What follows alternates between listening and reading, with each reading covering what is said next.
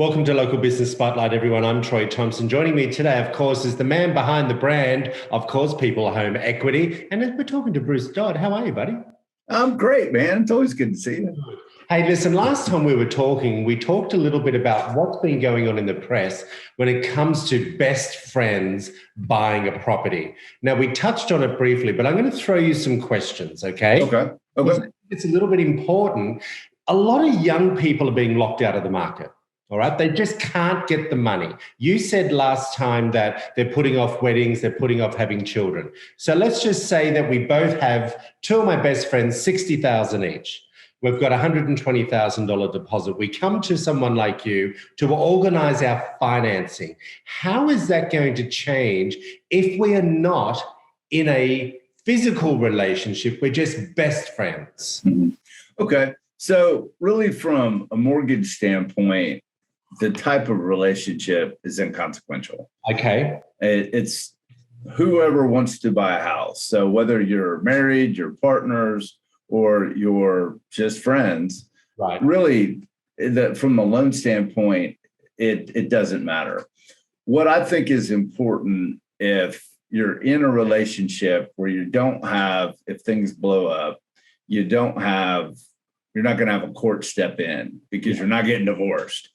Then you just need to be rational adults and understand that sometimes things end. And if they do, what's that look like? And sometimes that's an excellent exercise to go through as a friends or a couple or whatever, as to how are we going to deal with problems if we are going to buy this house together?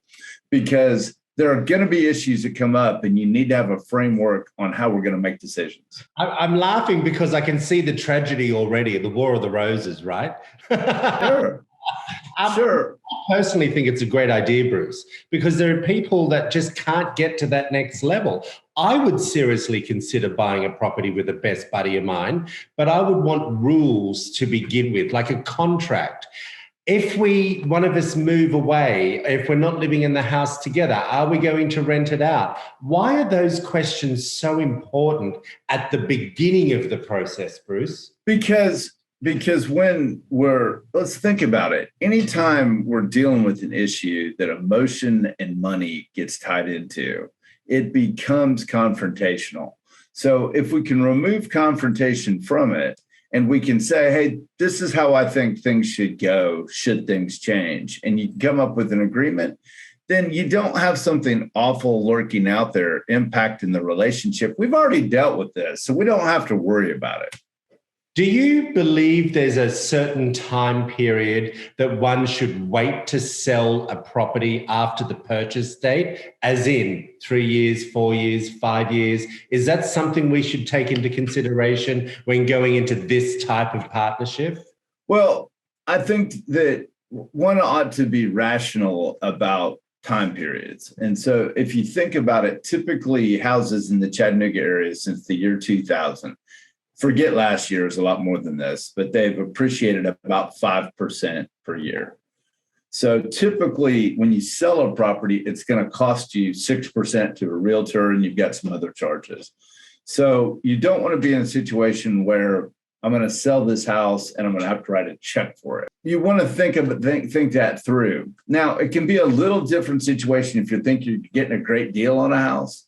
But right now, there's not a lot of great deals. So I think you need to plan on sort of about 4 or 5% appreciation. Bruce, I always like talking to you. You give us great information. Thank you. My pleasure. If you want to find out more information about Bruce Dodd and his team over there at People's Home Equity, there it all is up on the screen for you. We'll be back after this short break.